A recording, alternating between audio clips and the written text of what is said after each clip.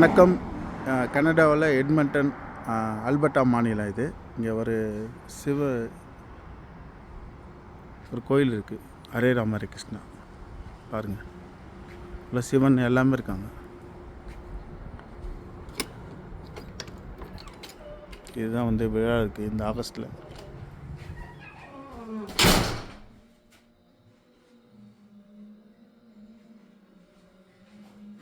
உள்ள பூஜை நடக்குது பாருங்கள்.